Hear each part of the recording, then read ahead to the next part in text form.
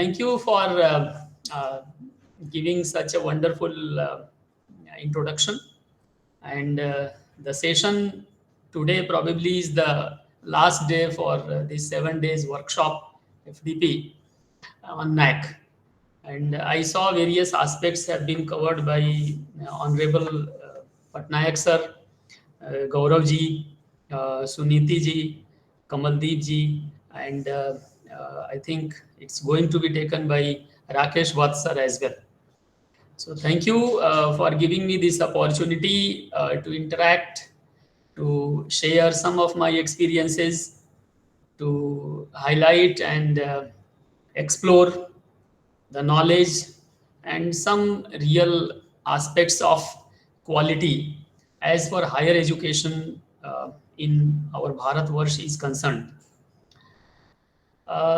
As the topic given to me in the beginning was somewhat different, and it has got changed then after. So I'll try to highlight the main aspects, because all the 7 criteria and the rest of the key indicators as for NAAC or NBA is concerned cannot be covered in say 60-70 minutes. So let us discuss some practical aspects to understand the exact quality assurance, exact quality enhancement, and how it's basically rooted, in fact, deeply rooted in Indian knowledge. Because the National Education Policy, which is also known as New Education Policy, now getting implemented in all the institutions gradually, say 5%, 10%, 15%, 20%, and so on. And gradually, we are going to implement it. Some of the institutions of repute have already implemented on certain grounds, say whether it is multiple entry, multiple exit, academic bank credit, multilinguality, multidisciplinarity, uh, research, some innovations, some semester system, CBCS, and credit scores. So nowadays, it's in high demand.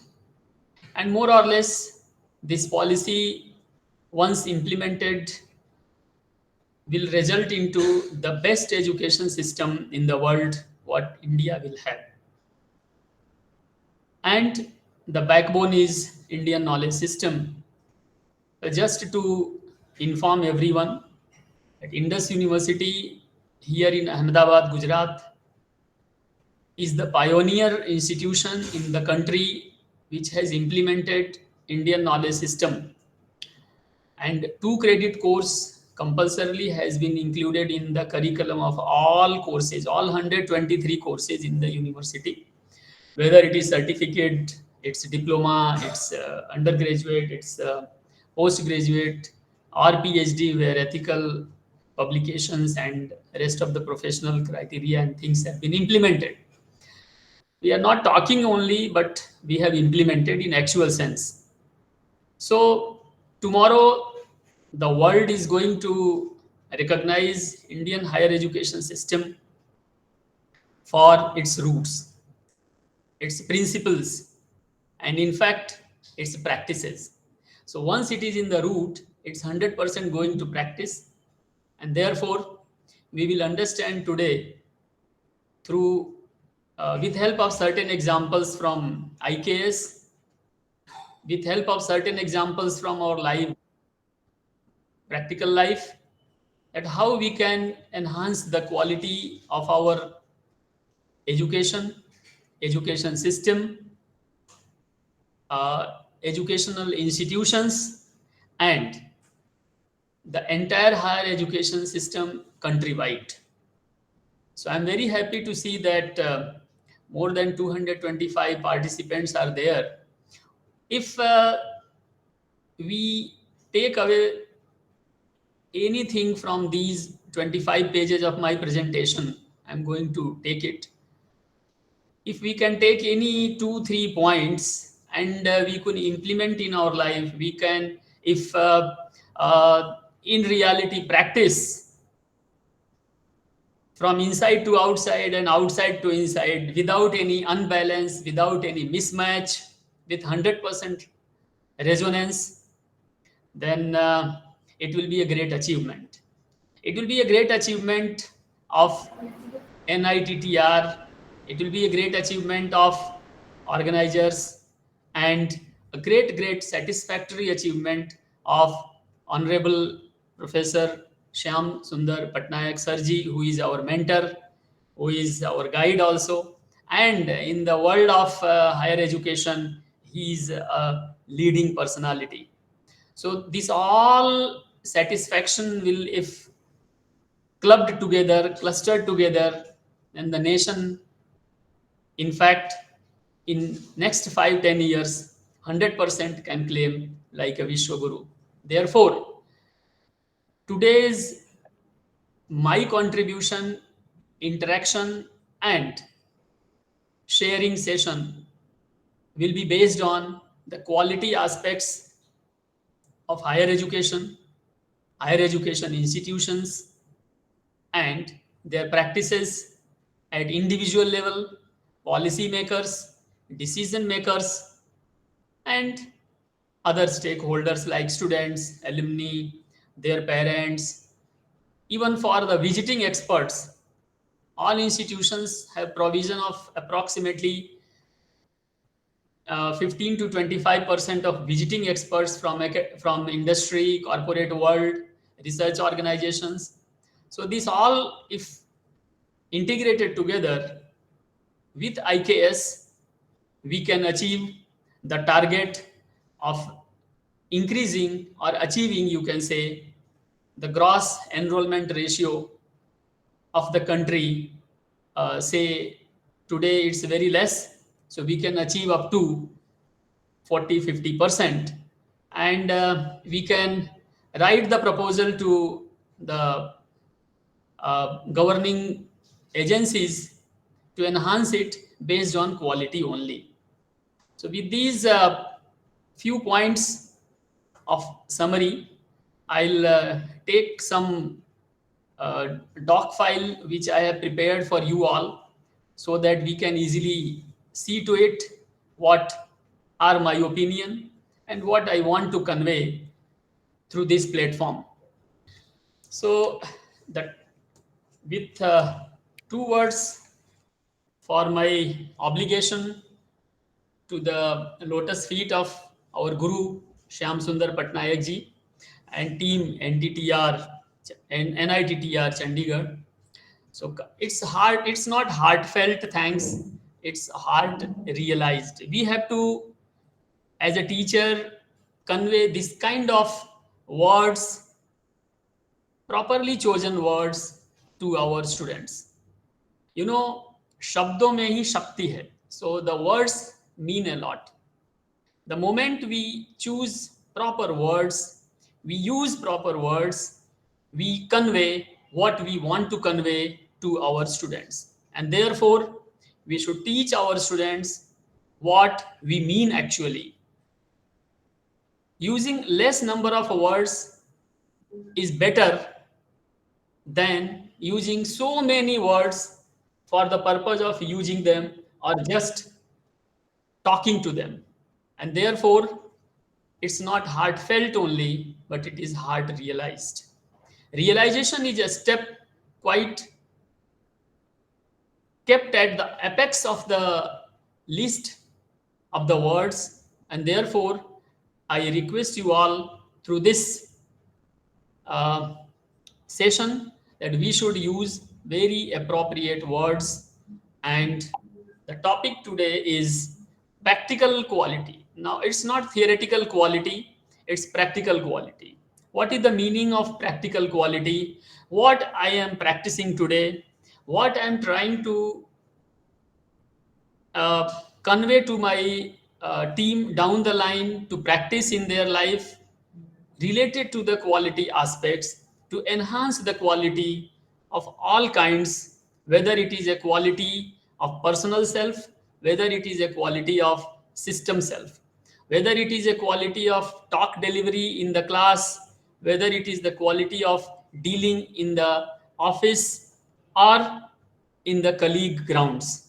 And therefore, the aspects which are taught, for which NAAC has taken much pain to make the system, to make the institution, to make the campus quality oriented. Therefore, the topic chosen today is practical quality aspects of NAAC. NAAC is fine. Here it is also applicable for NBA and other accreditation in higher education institutions. Accreditation of higher education institution means you are indirectly producing quality, you are concerned to quality, so the entire society is going to be quality oriented. And therefore, few parameters have been decided and devised by NAAC based on so many suggestions and advices and inputs received from various sources, directly and indirectly. Based on these suggestions and advices, the measurements have also been devised. They all are known to us, and similarly, the measures as well. And therefore, we are integrating it with IKS.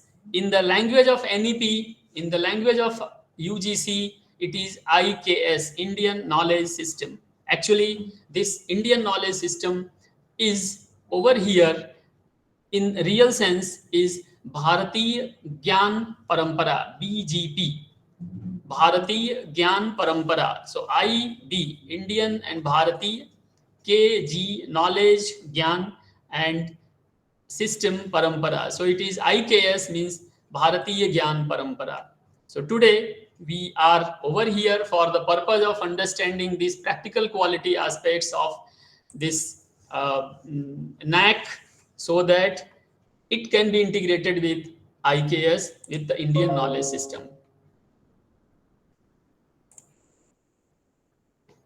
Over here, certain references I have taken.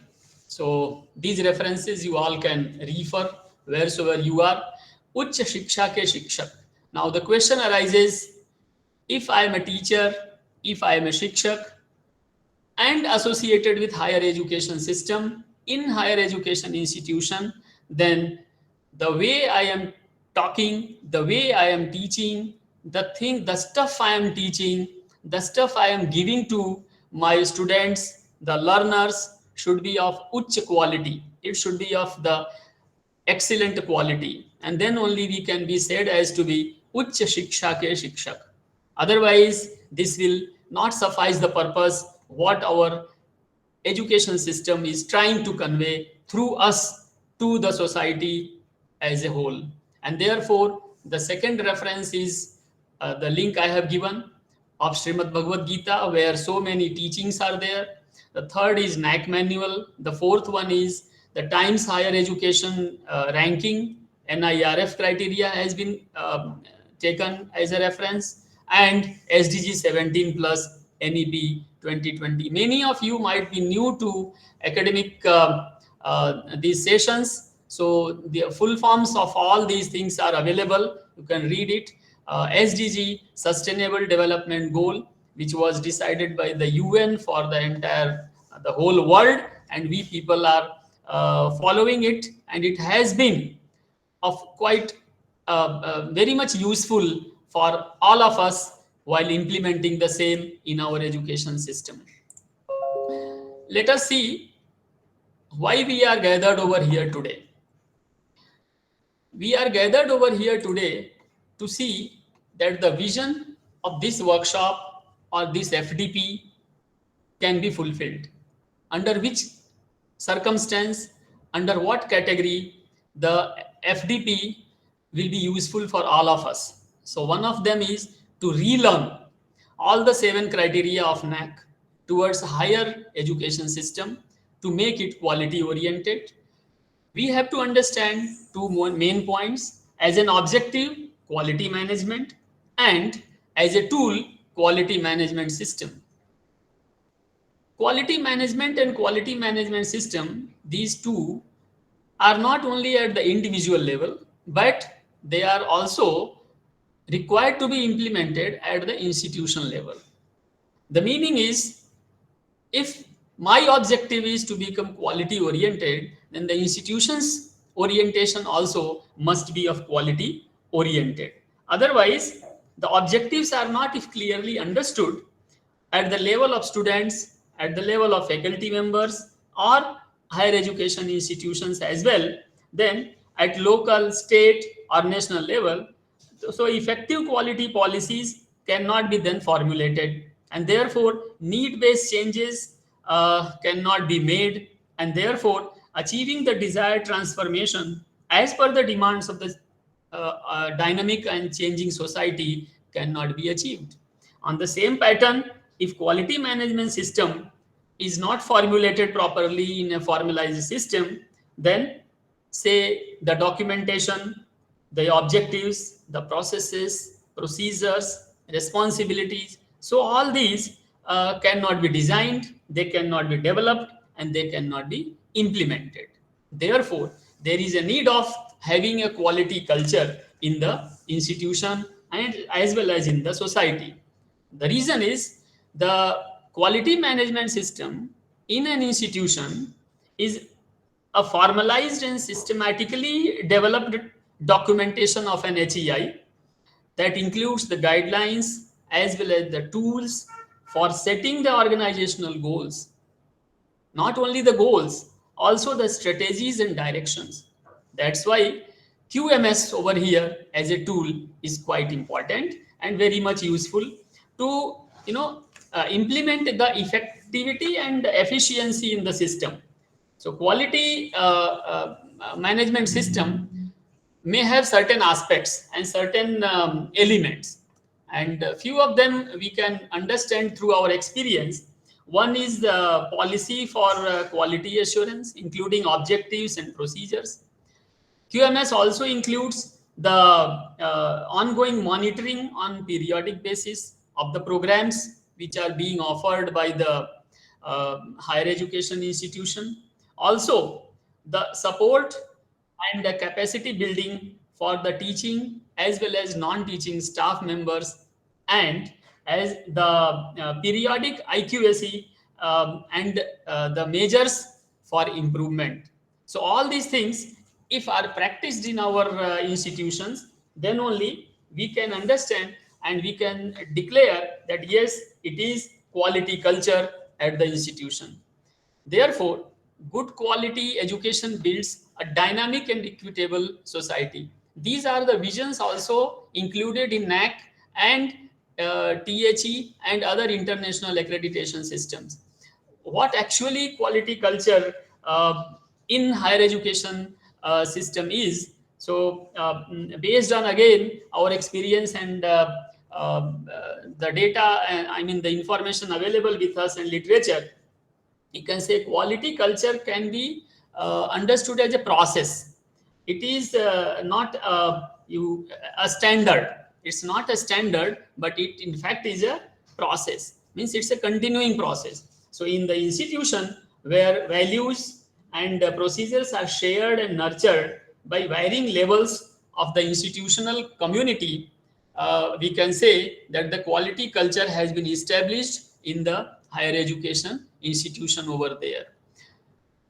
Based on this vision and the targets and goals to achieve, the institution wheresoever you are, so you can go for the next level to understand what actually is the scenario today for the NAAC accredited institutions in India. Based on AISHE and NAAC website, approximately 19% institutions are accredited. Now see, that's why it is in red color. 19% institutions. So we can look into the figures and we can celebrate the day of engineers today. It is Engineers Day today. So we can celebrate it. And similarly, we celebrate Teachers Day. We celebrate so many days, so many events and occasions. But for what? 19% institutions accredited means what? It's very disappointing. It should reach at least 50%. Now see, there are about 1100 plus universities in the country, and 418 universities are accredited. There are 49,000 plus colleges, autonomous plus so many kinds of colleges, distance learning, part-time, online. And out of them, 9,062 approximately are accredited. So if I see the ratio of students and teacher, it's very much visible from over here. About 4.56 crores are students in higher education, and about 18 lakh teachers. So if you take the ratio, you will come to know where the quality is standing as a teacher in the country. So there are certain measures, there are certain scopes of improvement. So all higher education institutions' responsibility is to enhance the quality at teachers level, at institution level, as well as at the system level. Therefore, uh, the moment we say that this is what the modern India is having, here IKS comes into picture. And what IKS says, so you can see IKS says this green line. If I say, if I take 1820, 1825, today we are sitting some 200 years in advance. So at that time, 200 years before, uh, there were approximately 7,000, 7,50,000 villages in the country, and clusters of villages. Not only villages, but villages and clusters of villages. And how many schools we had, learning centers, you can say, there were 7,32,000. So what this figure says about, approximately per village there was at least one learning center, which was called as Gurukul, or it was also known as center of learning, or school today you can say, college you can say, or whatsoever name we say. The meaning is today, uh, if we compare these two figures, why I have taken this over here to discuss and to convey to you is that so many and so much improvement opportunities are there for all of us at individual level as well as at institution level to improve upon, right? See, if we see the reason, if we see the seed, the reason is our dhyaya, motto. The motto somewhere is questionable. At so many institutions, the the motto, the objective of the institution is good, but the practices are questionable. There are so many questions being raised day to day. You might be seeing in the media, whether it is print media, it is digital media, that the questions are being raised. The number of types of questions: question on admissions, question on quality of education being imparted, question of students agitation, question of academic system in the institution, question on placements, question on accreditation, question on legal issues, question on their approvals and recognitions. Some fake admissions are taking place, some fake colleges are existing, some fake degrees are also being distributed. So many questions are there in the media on higher education system. Now who actually is responsible? Is our motto, is our intention, or is our true practices? So we are not keeping a balance and match between the practices and the motto. Dhyaya does not mean the target. Dhyaya, motto does not mean the aim, but it means what you want to actually implement, what is hidden there inside you, and what you are doing. So both are not balanced, both are not matched, and therefore the roots are there. You know, if there is a tree, what is the characteristic of a seed? Dhyaya means seed. The seed goes inside the earth, right? It faces darkness. it faces pressure, but there is capability to come out of the darkness, come out of the pressure. So much heat is there inside the earth where seed is kept for the growing. Then after, what seed does, seed's responsibility capability is proved when it comes out. The meaning is the dhyay hidden behind, the intention hidden behind having the institution, going into the institution matters.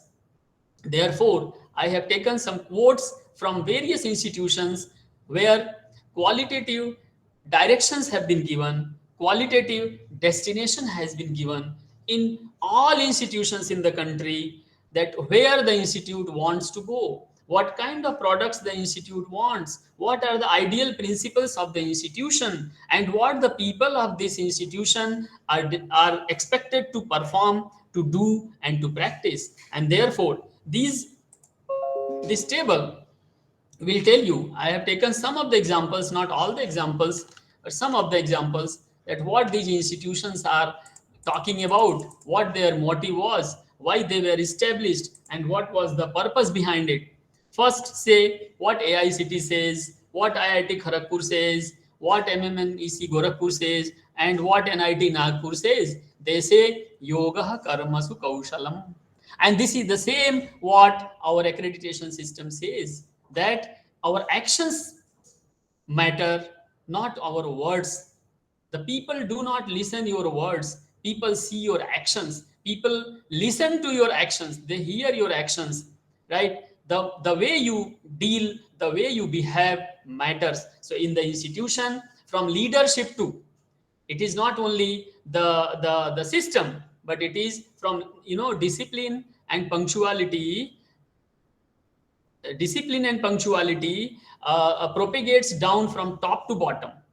So yoga karmasu kaushalam, here excellence should be there in the action, and it is known as yoga. That means the practices and the principles meet, and this is what is the motive behind establishing AICT, IIT Kharagpur, and NIT Nagpur, and so on and so forth. Similarly, if we see NIT Calicut, Osmania, and GV Pant College, what do they have? Tamaso ma jyotirgamaya, means lead us from darkness to light. Now the meaning is here, these institutions are working on this principle. So if the principle, the intention for establishing these institutions was tamaso ma jyotirgamaya or asato ma sadgamaya, lead us from untruth to truth, when this principle is there, when this backbone is established, then whether the people associated with these institutions are practicing it is a question. And therefore, my dear friends, we as a teacher, we as a student of some institution, we have to obey all these norms, all these principles which have been set by the institution before they were established. When UGC itself talks about Jnana Vijnanam Vimuktaye, when NAAC says excellence, credibility, and relevance, NBA says, where these institutions say Sa Vidyaya. So these are the principles which are hidden, these principles were given for the people of these institutions. So I have noted down for your reference some of them. Satye Sarvam Pratishthitam, everything is established in truth. And similarly, for so many, say, I have taken 67 institutions for your reference. This is a very good point where you can research, though it is in Sanskrit, but its meanings and its intentions are very much clear for all of us, every one of us sitting over here, and convey it to the students, pass it to our all stakeholders in the institution, why we are here. See, this is the motive behind the institution, behind establishing my institution. If I take IIT Mumbai, what do they say? Jnanam param dhyayam, not the politics. What do they say? You have to live over here in the institution, you have to study in the institution, for knowledge, because our supreme goal is knowledge, so on and so forth. So all these institutions say IIM Ahmedabad, Vidya Viniyogat Vikasa. Progress is not possible without knowledge. So are we worshipper of knowledge? Do we impart knowledge or information? Are we there for information, or we are there for non-contribution of anything? So all these things, 67 institutions where these are enlisted over here for your reference. Later you can NITTR Kolkata Loko Hitartham Jnanarjanam. So lovely. Therefore, now based on these small information and knowledge and the principles hidden behind these institutions, if we move ahead for today's session, this was just a glimpse that why we are here, to understand, to know, to explore, and to excavate the prerequisites for workshop on this session today.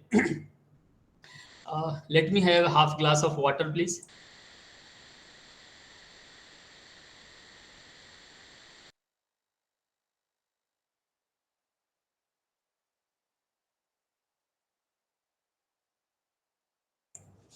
Yes.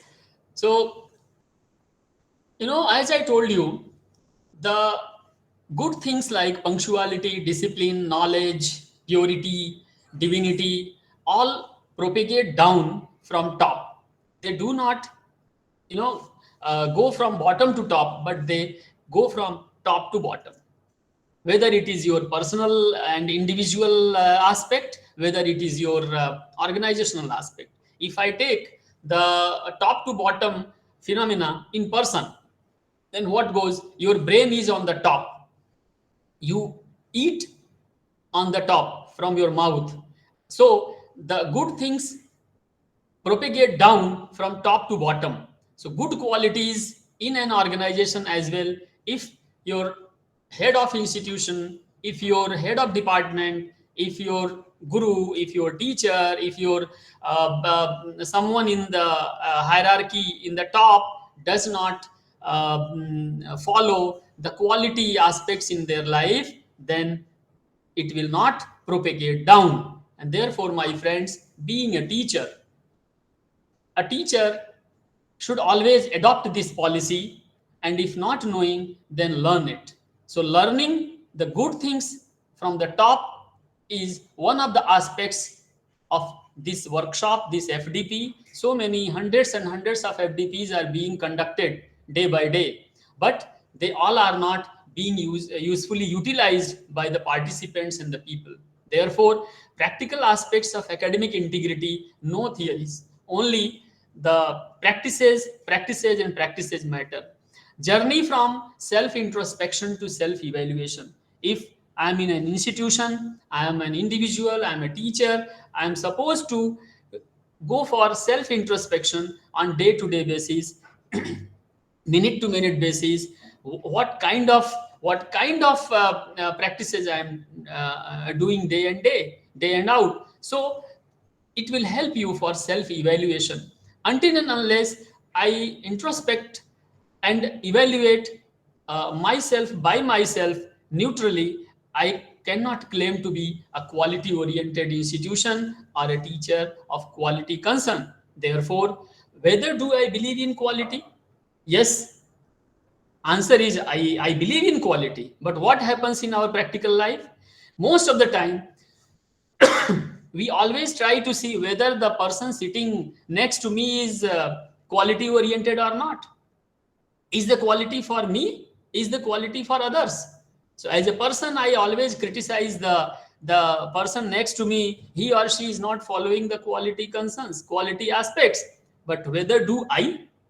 Therefore, today I urge you all to start introspecting and going for self-evaluation on day-to-day basis. Whether do I believe in quality, and then whether do I practice quality at my own.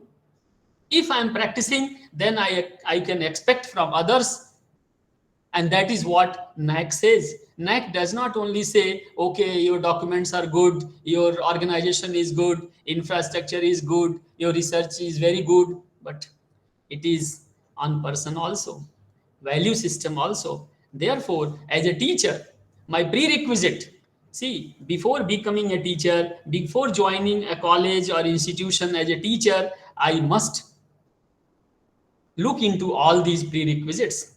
Otherwise, we can go to some other kind of professional profile, and until and unless I don't adopt it, I cannot claim I am a good teacher or I am a teacher. My dear friends, looking into these aspects, if I take the quality assurance and quality management, quality assurance, if you see in Hindi, it is very good meaning conveying to all of us. It is Gunavatta Ashwasan. If you look into English only, quality assurance, it will not give you the clear meaning.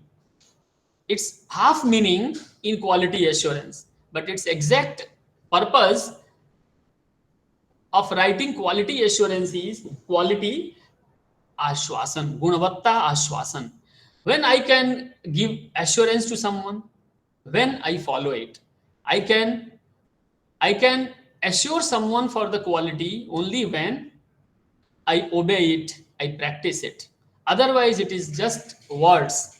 It is not the actual sense the people will carry. And therefore, if I take an example of shoe manufacturing company, then quality QA department, QA, Ashwasan, just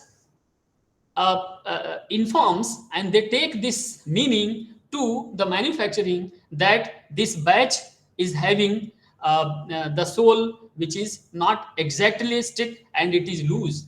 And in an institution, higher education institution, this system has been made, and that is what NAAC is expecting from all of us, whether I am a person or I am an institution, on the same pattern and track. So there is transformation in quality assurance possible. And transformation is what? What kind of transformation in QA required? So it says it is a drastic shift from teaching to learning.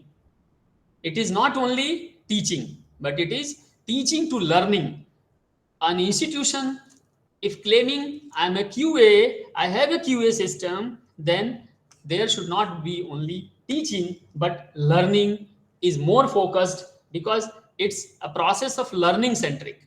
And therefore, development of skill, attitude, abilities in the domain knowledge system is important. Therefore, the quality assurance should provide transformative learning experience for academicians, for the students, and all stakeholders, where auditing is must. And therefore, in all institutions, triple A system has been established, AAA. So, audit is required. That audit will link the quality improvement to the learning part, not only the teaching part. And also research, in fact, is included in it. Therefore, the objectives we can take as for the QA is concerned, acquisition of knowledge and skills is required. So those objectives we can take in many ways, in based on the institution's specialization and practices.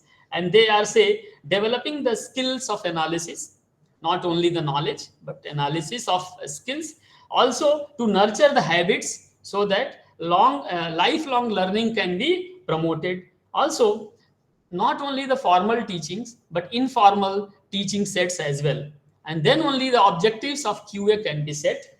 And in more say broader concept, if I take, then the questions and communication effectiveness must exist, they must be observed, there should be a loop so that the ability to reason systematically about critical questions, critical issues can be addressed. And so, based on these objectives of QA, we can move ahead to the quality enhancement.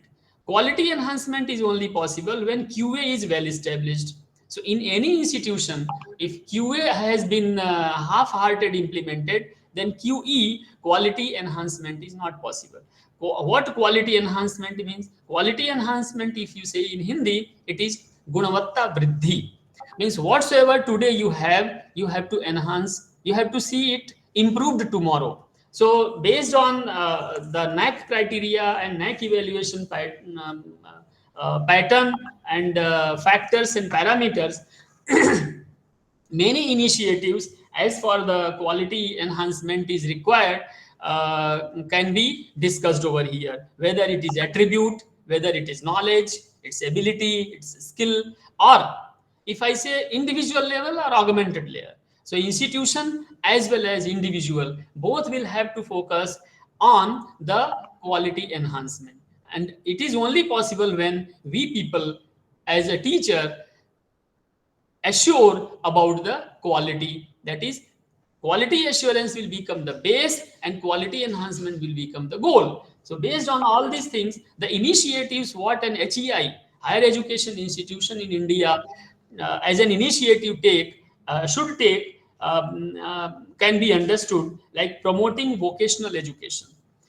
Now, in 21st century and say in future, this traditional education or this classroom teaching only is not going to work, because people are more dynamic, the people are more, I mean, the learners are more innovative, and in traditional fashion and manner, if we start and keep on teaching these classrooms and then in campus, the students and learners will not get benefited at large. And therefore, what we have to do, we will have to go for vocational education system. Vocational education must be, in fact, based on the scientific principles like innovative curriculum and academic excellence. In fact, technological use and emerging areas for interdisciplinary areas, they must be there. But the institution must have to decide the multi-skill development. In fact, we should stress on the life skills. Life skills are more important for the next generation, next to next generation as well. And traditional teaching should, in fact, promote all these innovative teaching methods. And therefore, if I take quality assurance along with enhancement, so I have written this statement for all learners and students, taking deliberate steps to bring about continuous improvement in the effectiveness of learning experience of, now see, students and learners. Now here, now we are moving from one generation to another generation. In the existing generation or in the previous generations, students and student terminology, students phenomena was well known to everyone. This was famous and we were dealing with the students. Now we are not dealing with the students. Keep in mind. So this is the third takeaway from this session for all of us, that it is not now a student centric. It is not the student which is coming into the campus. It is not the student which is getting enrolled and registered in your college or university, but it is now learner. Now, what actually is the difference? See here, qualitative difference you have to see. The moment you see that students are sitting in my class, I am talking to my students, I am teaching to my students, okay, up to some extent it is okay. But now just change the word. I am teaching to I am teaching to the learners, I am interacting with the learners, I'm there in the class for the learners. Automatically your psychology of teacher will change. Automatically your psychology of an individual will also change the moment you start speaking learners. So don't use students but use learners. Your PhD scholar is not a student. That's why the PhD aspirant is not called as a student. What he or she is called as scholar, research scholar. Similarly, if you are going into your UG or PG class, now stop speaking from inside as a student. That yes, I'm going to UG class to teach my students. Start saying I'm going to interact, I'm going to involve, I'm going to engage the learners in my class. See, the change you will see inside you, the kind of vibrant new energy get generated from inside you will be felt very positively. That will lead you from a person to a divine personality.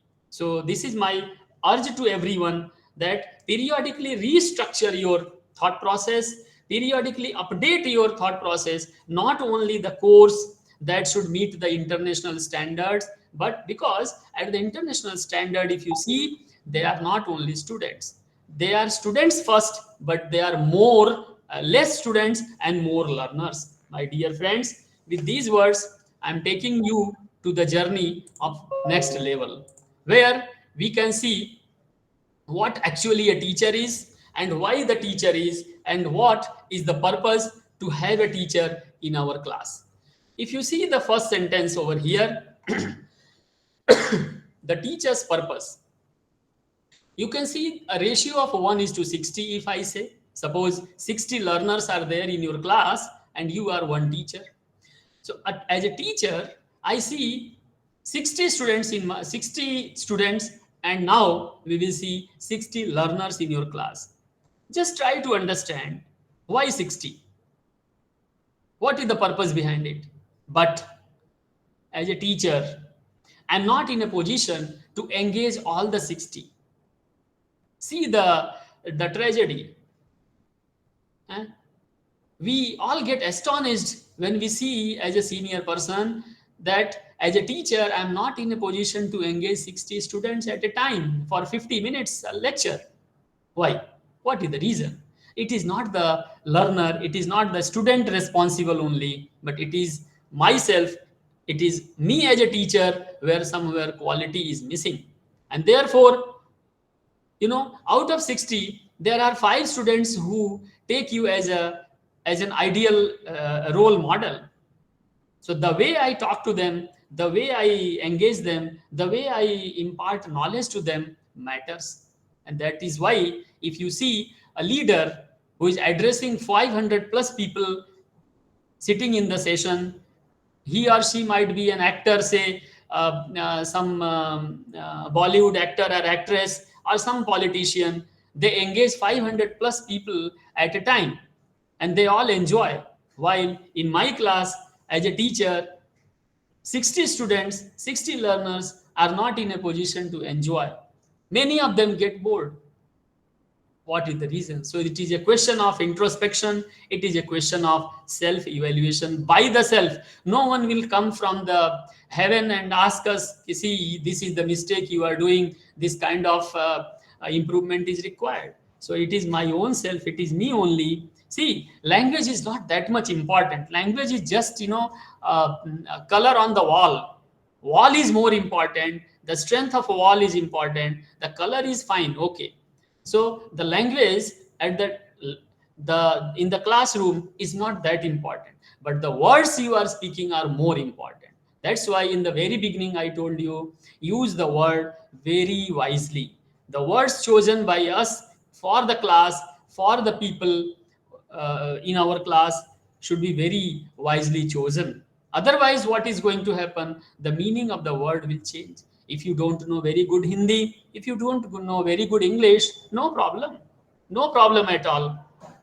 Right? See, language is just English we are using because most of the people, most of the professional courses after independence, say roughly, are in English. That's why. Otherwise, it is not necessary. That's why NAAC, NEP, UGC, and everyone, all the agencies say and guide us to go for multilinguality. In your mother tongue, you can learn better. You can learn the best way compared to English. And therefore, if you are not comfortable in English, say you might be very good in English, speaking so fast, using so many words from the dictionary, but most of the time it is not that much impactful, it's not that much effective for the students, for the learners, for their learning, actual learning. Yes, it seems that we are taking the talk, we are delivering the talk, but sometimes it is not impactful. That's why, see, the action, the method, the way we are stressing upon, the way we are trying to touch the heart of the learners, It's not only the brain, it is the heart where we should go and we should see whether the learner is learning or not. Therefore, in the teacher's class, if we see, so most of the time the students don't take interest, they don't rush to the class. But many a time I have seen in most of the institutions and in most of the teachers' sessions that the students are asked forcefully to come and then to join. So they should come automatically. Like in a politician session or in actors or actress session, the student enjoys and they come automatically. Right? So introspection and self-evaluation is required. This is what is the purpose. This is the motive. This is the quality aspect of NAAC. NAAC does not only mean, as I told, institution is NAAC, institution is accredited. Actually, each individual has been accredited. Each individual's quality has been recognized, and that is what is the motive behind it.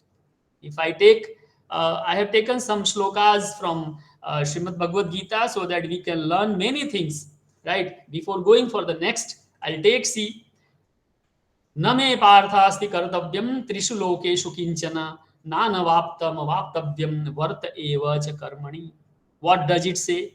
Now see, if someone says I will not do this, this is not for me, then for them this is the IKS. This is Indian knowledge system which guides us. What does it guide us?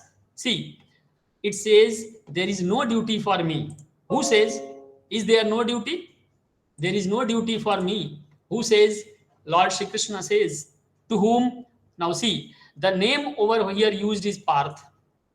Why Parth has been used? So when you are in the class and you see that say out of 60 some 5 students are not taking interest in your class, then how to interact with the students, right? How to deal with the student? Here Krishna says Arjuna Parth. He is taking the name of his mother. He is calling Arjun Parth, not Arjun. Why? Because the name Parth is connected with his mother. And the moment he say, if you are sitting in a crowd of 500 persons, and if someone suddenly calls you in your name or in your father's name or in your mother's name, you will become attentive. So here Arjun is getting attentive. Here Parth is getting attentive. And to him, Lord Krishna says कि समस्त तीनों लोकों में मेरे लिए कोई कर्म नहीं है, न ही मुझे किसी पदार्थ का अभाव है और न मुझे कुछ पाने की अपेक्षा है, फिर भी मैं कर्म करता हूँ. Many teachers I have heard saying, many staff members I have heard saying, sir, why should I do it? This is not my duty. I should see. As I told you in the beginning, the moment the leadership starts practicing quality, automatically it will propagate down the line to the team members, to the colleagues, and to the students as well. Therefore, this example I have taken over here to tell you, though nothing was left for Lord Krishna to do as a duty in the 3 worlds, Prithvi, all the 3 worlds, but he was engaged and he engaged himself to do the karma, and he never said I will not do it. On the same pattern, if you see here, again he is saying Parth. Again the word he is using over here is Parth.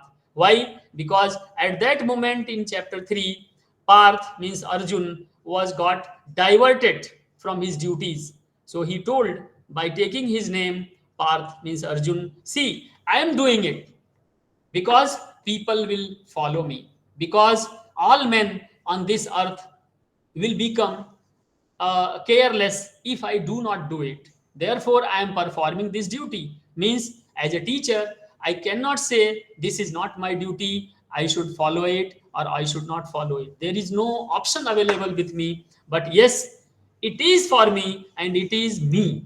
Therefore, all the teachers on this earth have the responsibility to perform, and to perform. If you do not see, if in your family someone elder or older does not do, or he or she drinks, then rest of the people in the family will see drinking as a good habit. Therefore, as a teacher, I should follow the quality aspects. I should practice the quality aspects like what here Lord Krishna and in front of Arjuna is doing. In the third slok only, don't worry, I have not taken many, but this is the third one. Why? There is a purpose behind it, taking this shloka. Why this third one? Because here he is not taking the name of Partha. Here he is not taking name of Arjun. But what he is doing is, here he is just talking. He is just conveying this message for whom? He says, if I cease to perform prescribed actions. So I'm a teacher, my duties are prescribed. It is just like the doctor prescribes me medicine. So the prescribed medicine is useful for my health. So prescribed duties are there to be performed by all of us. So what he says, I would be responsible for. So what he says over here, for the peace of human race, I always perform my duties. Therefore, my dear friends, whosoever are attending this session, I request you, I urge you to follow what the Vedic era says, what IKS says. Otherwise, there is no meaning of having NAAC in my institution. There is no meaning of having becoming NAAC expert also, because I am not connected with the seeds. I am not connected with the roots. The root is that I must practice the quality aspects in my life. If at an individual level I start practicing, then automatically my department will become quality oriented. Automatically my students will become quality oriented. Automatically anyone connected surrounding me will become quality oriented, and then that will lead into the result that my institution will become quality oriented. And if everything is quality oriented, then what will happen? Automatically the accreditation, NAAC accreditation, A plus, A double plus, or MBA, we can achieve in the institution, and then all benefits. So benefits come at the end once we start from an individual. So my urge to all the participants is to start from an individual level. If I am quality oriented, then the entire system will become quality oriented, my dear friends. Therefore, if certain points I take over here as an expert, then it will be a collaborative effort. Collaboration with whom? Collaboration does not mean collaborating or signing MOU with certain organization. Collaborating means you collaborate your own self with the institution, with the HEI, that is higher education institution. So if I am collaborated with my institution properly, then what is going to happen? Based on my qualitative aspects, the institution's research culture will get promoted. And once the research culture in my institution, quality oriented aspects, based on quality oriented aspects get promoted, then what will happen? Then there will be 9 things happening. Facilitating, what facilitating? Providing, initiating, ensuring, encouraging, consulting, participating, training, and then inculcating, and plus many things. What do you mean by over here? Facilitating, providing, initiating, and inculcating. So over here we can discuss some points. What those points we can? So facilitating the participation of all stakeholders. In any institution, if I see, though it is NAAC accredited, but we see if 80% of the people are contributing, if the 80% of the people are participating, then 20% are silent and they just come into the campus and they just go. So lunching, punching is the criteria for them. So facilitating their participation, more participation is required. And if as a person I am contributing qualitatively, then the facilitation will become easy for the head of the institution, for the system of the institution, for governance of the institution. 1 minute, I'll have a cup of, water.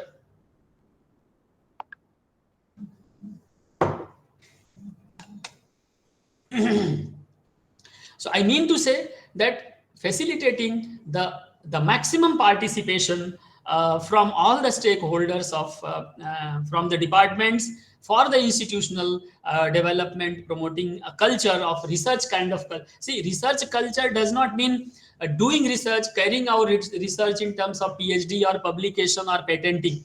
Research culture means finding out the lacuna, finding out the loopholes in the culture, in the institution, and promoting more and more qualitative aspects in the institution. That is what is the meaning over here for the research culture. So most of the faculty and staff members must be facilitated for their maximum participation, and then the institution will grow like anything, and where promotion of qualitative aspects cannot be then compared.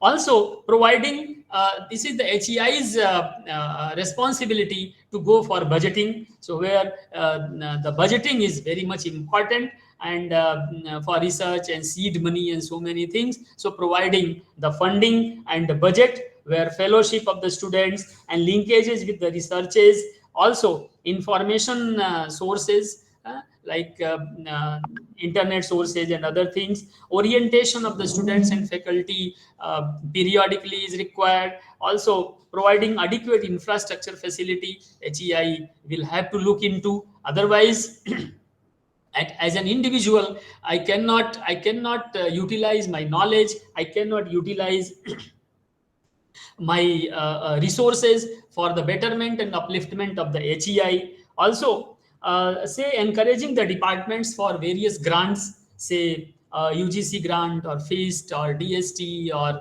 many other things. So that is one of the criteria where the above things what I talk to you in terms of Shri Krishna and Arjuna are useful over here, because these all are related to HEI and the teachers. So we see, you place yourself in place of Shri Krishna and see, if you are not going to do all those things, then how Arjuna, I mean the rest of the people, say learners and students in your college, in your community, learn or do. Therefore, you have to take the leading role in promoting all these things in your institution and in your department. Industry linkages, ultimately the linkages are more important. So this linkage, then ensuring the research scholars and JRFs in your institution, that is going to contribute as a quality, because the people from various backgrounds, from various departments, interdisciplinary aspects, from various corners of the country are going to come into the campus, and they will contribute all the way. The national research organizations, international universities, and many more. So based on this platform and this background, if I take you now, how will you grow?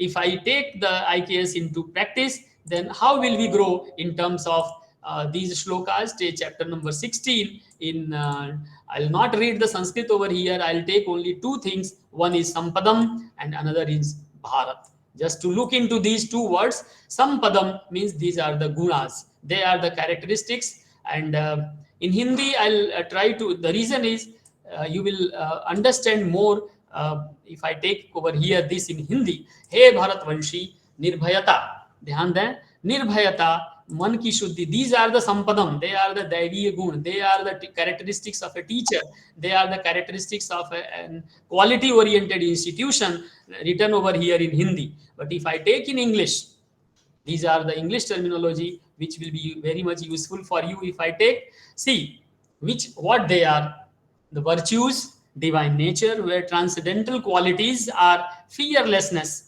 A teacher must always see, I as a teacher can be fearless if I am very much honest, if I am very much knowledgeable, if I know what I am teaching, I will be fearless. But most of the time I become afraid of the students' questions. Why? Because on knowledge platform I'm very much shallow, or I have not prepared my subject, or I do not know what I am teaching, or I have not invested much time and effort while preparing my subject. So I will always be fearful.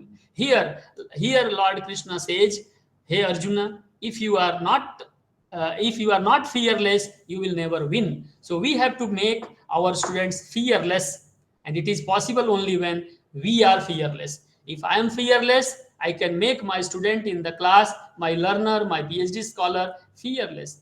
Otherwise, what is going to happen? With fear, you cannot grow your institution and you cannot get accreditation. And that is why all these 26 characteristics for elevating the quality, for enhancing the quality in our institution have been enlisted. These all characteristics, these all 26 parameters have been covered in NAAC, whether it is criteria 1 or criteria 7, somewhere and somehow all these criteria have been included in the NAAC and NBA also, where the meaning may be different, but the sense, the crux is same.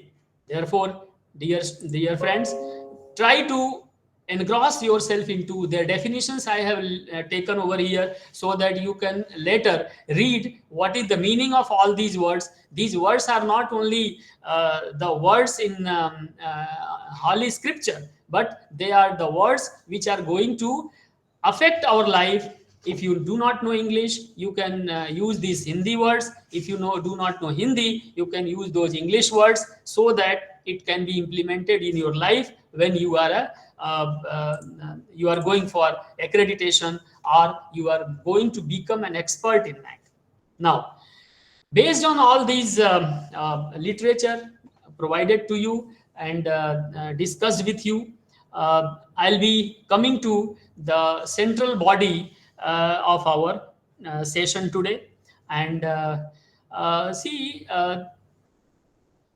in this FDP, and like this, hundreds of FDPs have been conducted on NAAC, on NEP, and so many FDPs are conducted on general grounds, on qualitative grounds, on research grounds. But what I opine over here is, all these are done. What I'm trying to convey to you is, if it is not practiced, then all kinds of talks now have no meaning. So talking only is not going to suffice the purpose, but all are required to be practiced, all are required to be done. Until and unless I do not do it, talking has no sense, talking has no meaning. And therefore, if I am a leader in my area of expertise, if I am an expert, I am in hierarchy, I am on the top or somewhere else, then only going to practice, only starting the practice will suffice the needs and the requirements of this workshop. Otherwise, so many talks have been delivered, and whatsoever was required to be talked has been talked. So the talking is now not required. It is just like implementing it. So if I am an expert and I want my institution to get good accreditation, then the first measure I should take is to reduce the response time. Response time means what? If you see in your life also, if you are head of department, if you are a teacher, if you are a mentor, if you are head of institution, or at some position, some expertise, say you are guide, you are teacher, then what responsibility is my first responsibility, first duty, first measure I should take to enhance my quality? And it is to assure that my response time will reduce to zero. Say, in the upper shlokas, whenever Arjun is asking, say on spot A to K means Arjun and Krishna. Whensoever Arjun asks a question, suddenly, with no delay, Krishna replies. Krishna responses. And how does he respond? His response is always taking Krishna from one level to another level, upper level. So every time Arjun is asking a question, huh, and every time Krishna is giving the reply, he is responding. He is responding. How many times? 84 questions were asked by Arjun, and Krishna replies 574 times. Now you compare yourself with, as a teacher, with your student. When my student asks me a question, how do I reply? What is the method I reply? What kind of add upon goes into the student's brain, what level, what is the enhancement in the student's level of knowledge, how does I help him or her to raise the knowledge wheresoever he or she is. So that is self evaluation, and that is what is self introspection. So what takeaway today I urge you to for to you is for reducing the response time when your student or your learner queries are raised. So it should be in timely manner. Please do not ask the students or learners, okay, you wait, come tomorrow, see you, I am very much busy, this and that. So that practice will always de-alleviate you. It will reduce your level. It is going to ruin your repute in the student's mindset, and you will not raise yourself, your own self, qualitatively. And as a teacher, I will drown and sink into deeper into and going into towards the death. Therefore, as a teacher, as a leader, as a head of department, head of institution, I should taking the first initiative, if I am not doing today, if I am not practicing, to reduce the response time in the department, in the institution. Also, the effective communication with all stakeholders is very much important. See, getting accreditation for the department NBA is 60%, 70% achievement in the eyes of agencies and government and regulatory bodies. But getting 100% accreditation resides in my dealings with the students, dealings with the colleagues, and dealings in the institution. And that is not possible if the communication is not holistic. If I have not holistically strategized my effective communication with them. As I told you, see, in Bhagavad Gita, Krishna replies 574 times while Arjun is asking only 84 times. Now just think on it, how effective communication from Krishna was towards Arjun. So he could get everything, and he started his journey from Maya. You all are nearby, and the center here is Chandigarh. So talking about Gita is right now very good. I found good. So I'm taking the reference that because it was spoken in Kurukshetra. So what I say, only 84 times Arjun is asking the question, while Krishna is replying 574. Now just think on one question, how many, what is the ratio here over here? If my student is asking something, so I should know that what is the actual reason hidden behind this question. If the student does not understand a plus b whole square is equal to a square plus 2ab plus b square, if he or she is asking, then I should know the student does not know square, the student does not know a plus b, the student's fundamentals in the school is not good, and so I should start teaching him or her from the scratch, from the beginning, so that his foundation, the fundamentals, the basics must get clear. And this is what Krishna did in case of Arjuna. Arjuna asked one question and Krishna replies four shlokas. 1:4, 1:5, 1:3 ratio. So, because Krishna could identify the reason hidden behind the question, he did not only recognize the question, but he could recognize the reason hidden behind the question. So, that is what is effective communication. Effective communication does not mean clapping.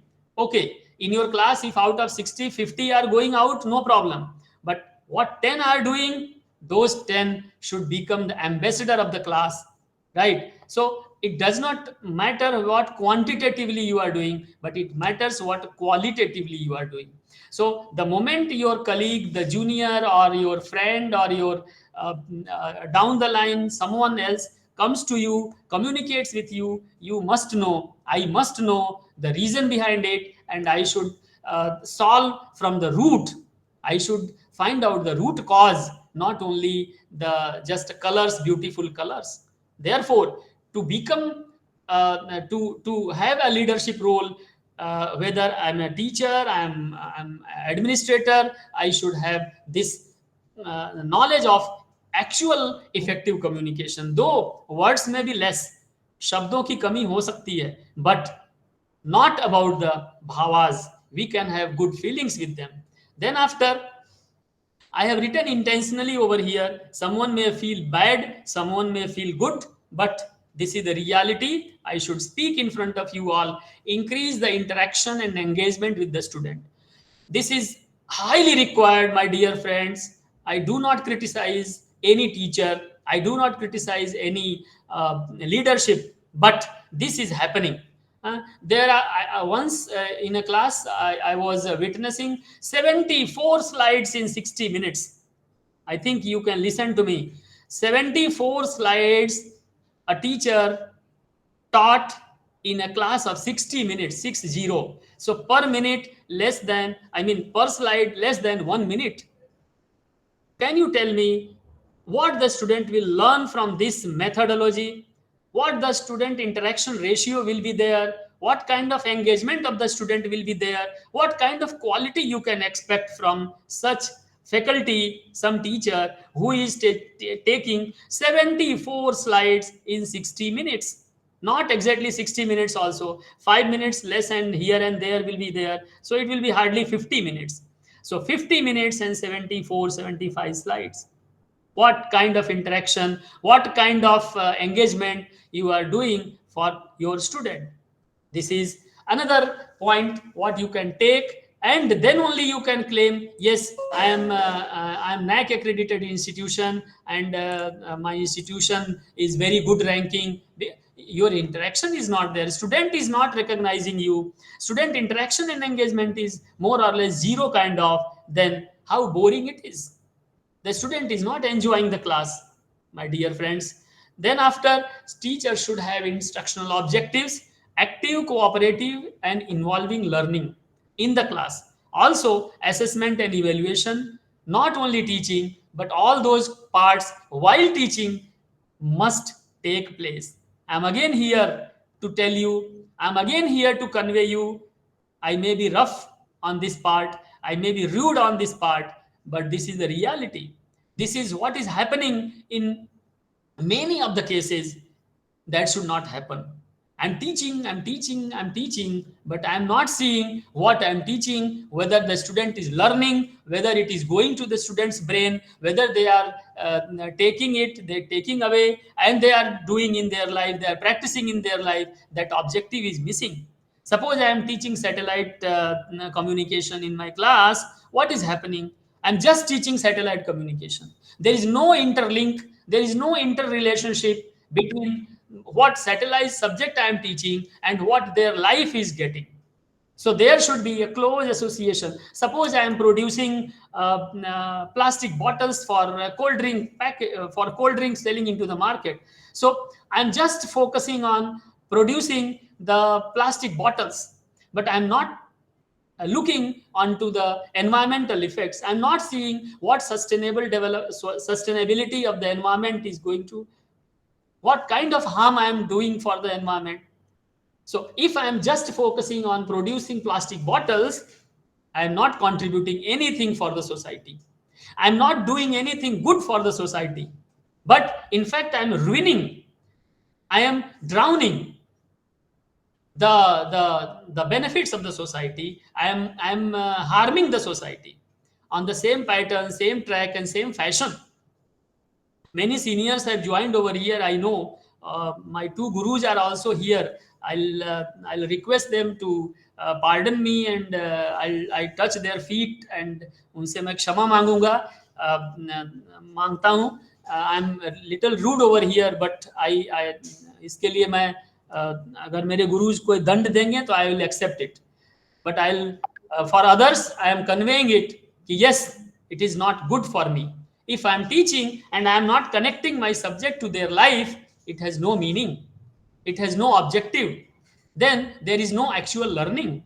And then I cannot say I am an accredited, I am a quality teacher, I am a quality department, I am a quality institution. On the same pattern, see over here, the method, how I am dealing with my student, how I am dealing with my learners. Say, ability to develop trusting, productive relationship. Now, see, in Vedic teaching, what it was, each and every student was considered as a friend. He or she was considered as a patient with full caring and kindness.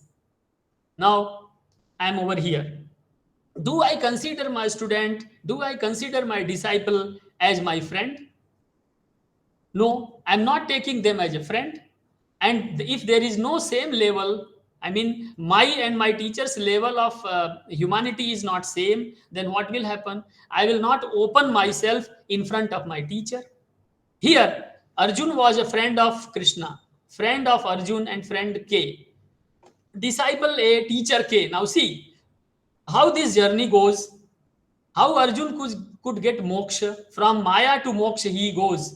He travels from where? From Maya, because he was a friend in the beginning, and then he became disciple. Day one in class, all the students are not your disciples. Day one in your class, you are not a teacher. Day one, I am a friend of all the students who are coming and attending my class.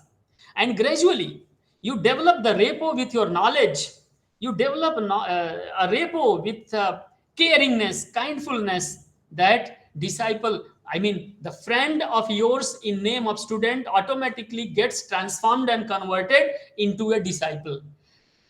दोस्त से शिष्य बन जाए, मित्र से शिष्य बने, ना कि शिष्य से मित्र बने. So this reverse Ganga is not possible in our accredited institutions. So accreditation means my student is my friend, and then he or she becomes a disciple. I am a friend, and then I become a teacher of him or her. So this is what is the demand. This is what is the international standard talking about.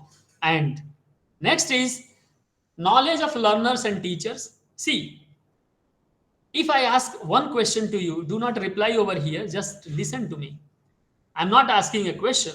What I'm saying is, if you are a teacher, if you are a student of, say, financial management or say human resource management, and I'm teaching you, say, wireless communication or say mobile telecommunication, what will happen?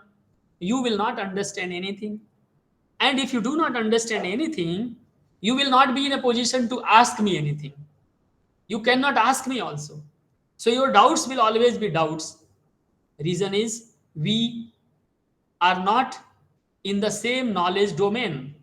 Now, what is happening in our case when we are teaching, when we are going into the class, when we are, as for teaching learning part is concerned, we do not know what is the level of knowledge, domain of knowledge of my student, of the learner in the class.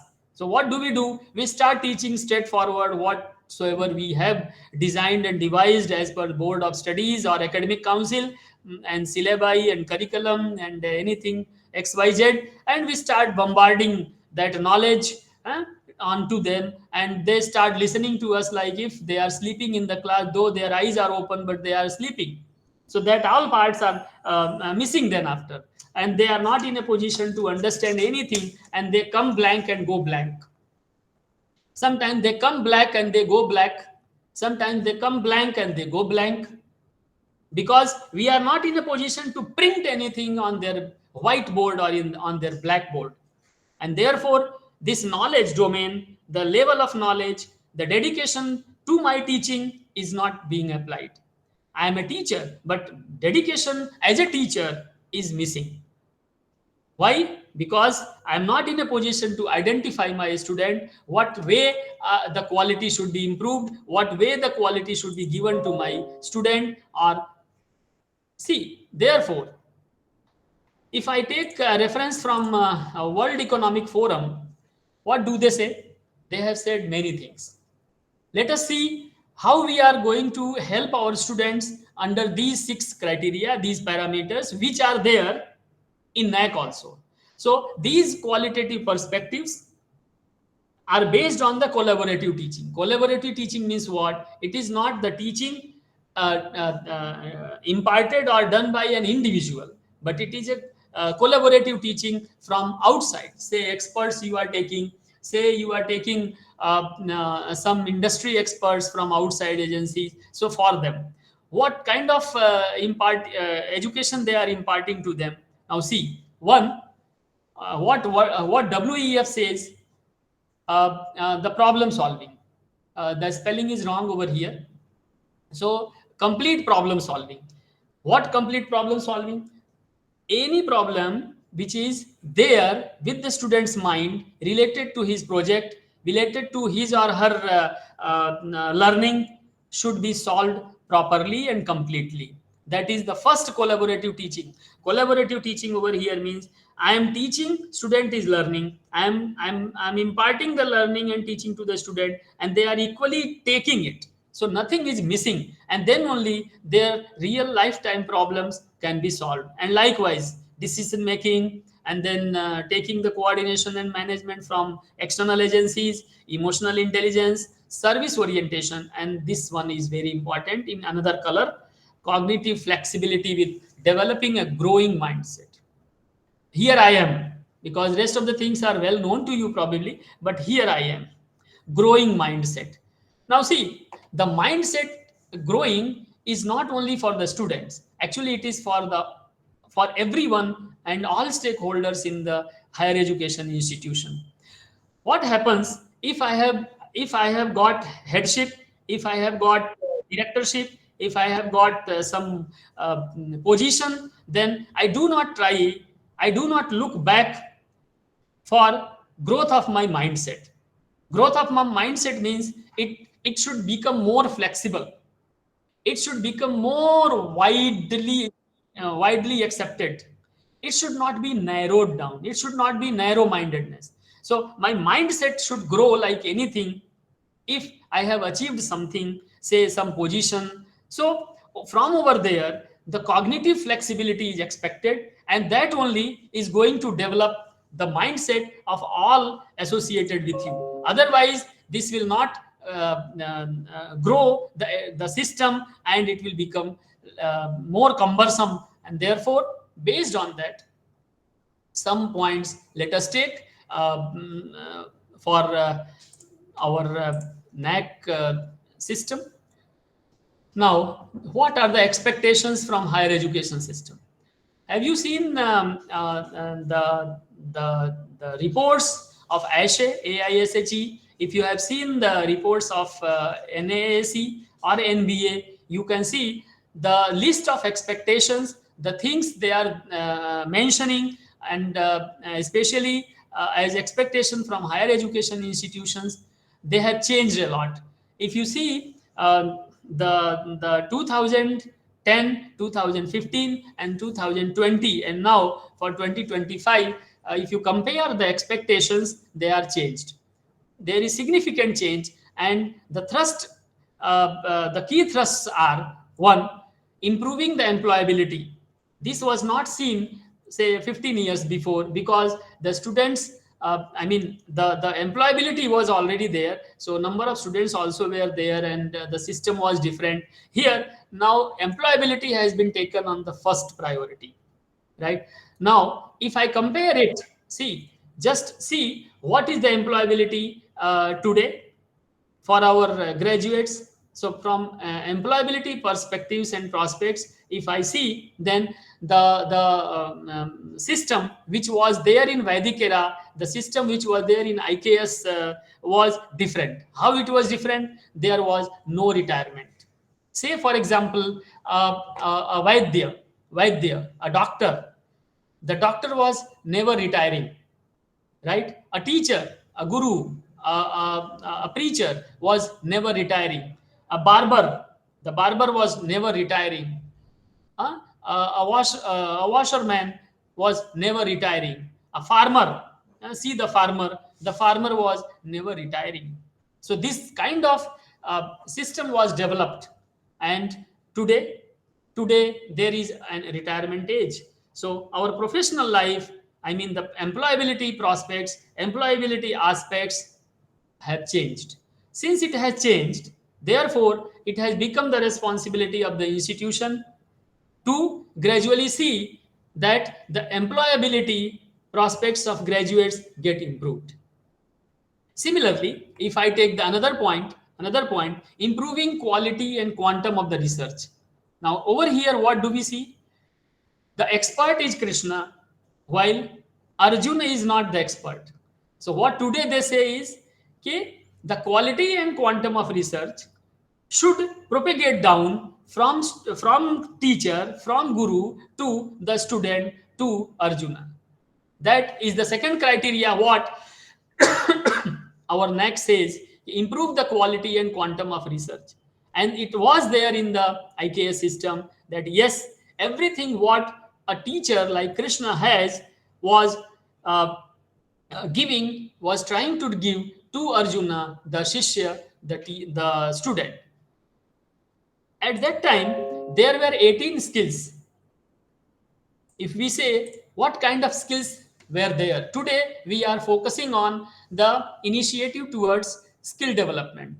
We are seeing that the competencies get upgraded, and they both of them, I mean skill development and competencies, should get integrated. Now this already was existing. Now in how it was existing, so see, there were 18 skill development vidyas, I mean disciplines. 18 skill development skills were being taught in Indian schools, Indian cultural system, that is IKS system. And few one of them was entrepreneurship, another was metallurgy, and so many. So if we see that it was existing and the same has been taken by these people, by our system, higher education system, by NEP or by NAAC or by NBA as one of the criteria. So I have taken only three criteria. All the criterias, all the points have been covered, and they are taken from the IKS only, like community colleges, like BWOC program, Deen Dayal Upadhyay, Kaushal Kendra, and so many. So now we are focusing in different name, but they all were existing. So I mean to say that it's imperative to involve the experts. See, regular teachers, regular experts are there in the college, in the institution, but we have to invite them, and that is what is the teacher of practice, professor of practice. So professionals, researchers from diverse fields. One teacher cannot be the expert of all subjects, and therefore we should invite them. One department does not know what's happening in another department. See, I have written in red line, I want to speak on this. Even specialization to specialization exists. There are thick walls. So let us take this example very seriously. I'll speak on it. See, as a teacher in one department, I am working since number of years, but I do not understand the beauty of my neighboring department. I do not know the beauty of other specialization because my knowledge, my scope of understanding is very much limited. This is not going to create to suffice the purpose, to suffice the goal what has been included in NAAC or SDG 17 or NEP 2020, because we are not there for the diverse fields. In the diversification of the fields, we have to go into the other details in interdisciplinary, more interdisciplinary manner, and then only it can be implemented. Otherwise it will not be possible to implement. If I take in layman's general knowledge system, right, okay, what actually it is. So in practice, if it is not implemented, if it is not implemented and practiced properly, then what is going to happen? We will keep ourselves equipped with theories only.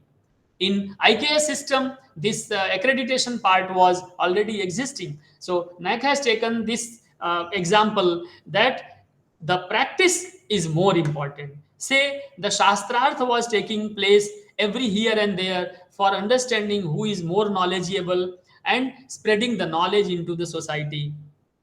Shastra, see, there are two things, Shastra and Shastra. So, Shastrarth of knowledge, that is Shastra, and Shastra, that is the weapons, you can say, like vehicle testing, shooting, swimming. So, these are the skills which were there already, and that is what is the practical knowledge we must have. And then only we can equip ourselves as a diversified field expert. Otherwise, having a single expertise in one monotonous stream may not suffice the requirements, the quality aspects of accreditation. Similarly, average or not highly meritorious students are there.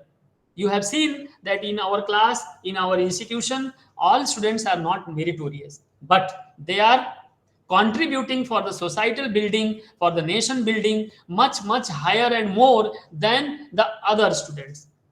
This should be focused. That is why we check the average result of the institution also. What is happening in this case? The placement is taking place in say average companies. Na?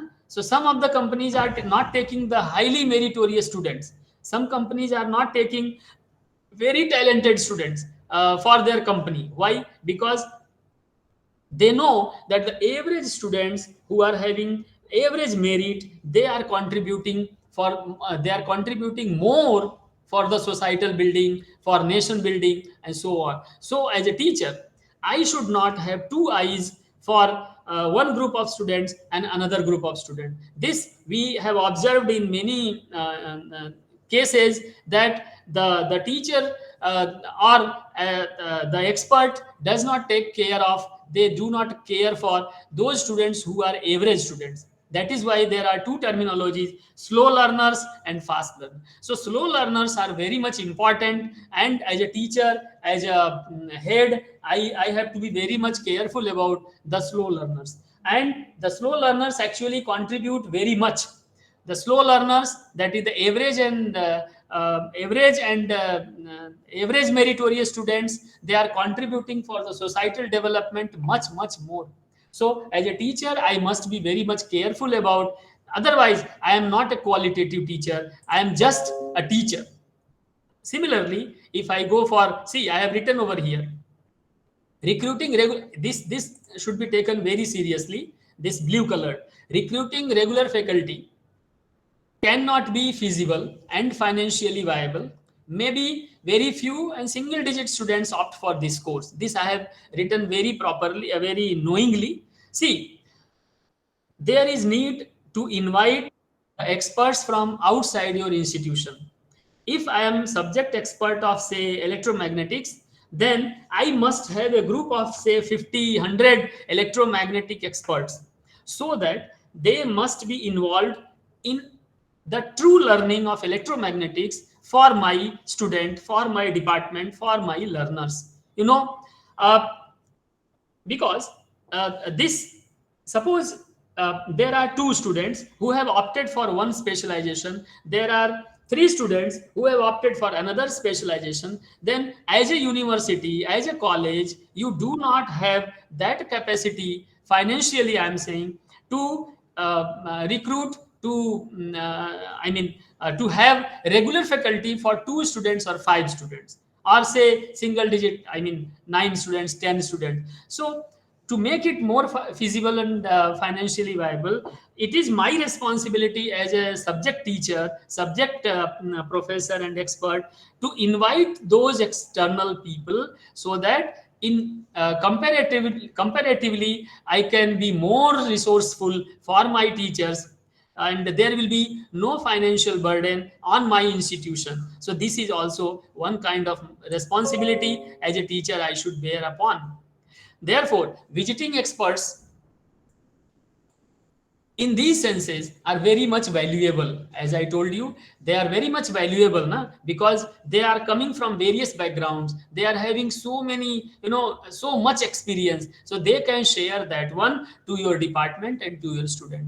As per UGC and other norms, up to 20, actually it is 25%, but more or less 20% is okay. So 20% visiting experts should be invited, so that your student can get good knowledge, right? And creative talent and intellectual resources, they are connected generally not with the higher education system, but they are connected with the skill development system, and that is going to help you as an expert to be more useful for your students, and students will also be learning much, and it will be useful for their life. For example, if I take say biomedical, aviation, robotics, satellite, so over there interdisciplinary experts are being, if invited, they will be contributing for them. Even you can invite the scientists, engineers, physicians, advocates, civil servants.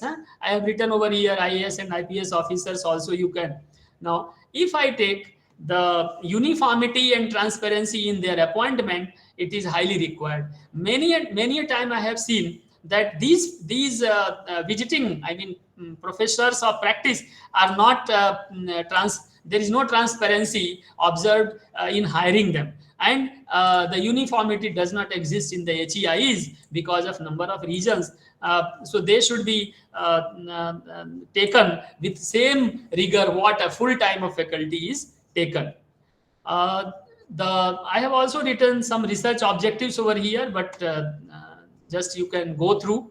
Let me take it fast. Some 8 research objectives I have written so that a teacher can take up them and become a qualitative teacher, where uh, also as a teacher, what I should do is I should have some professionals, experts, as I told you, from these institutions, who can come and deliver their talks, interact with your students, whether it is DRDO or it is PSUs, IS officers, UGC, and AICT bodies as well. For skill training and development, national you can take, NRIs you can take. uh, the modalities can be, it should not be only at a teaching level, but it can be at conventional course curriculum and skill based also. So the committee for them should have these members from the department, whether it is visiting or adjunct, and their roles and responsibilities not only teaching, but it should be in research, it should be in training, both, right? So this way it should be in services also, and the costing is as per the rule of the institution. So the time given to me was 1 o'clock. I have covered most of the points related to the same.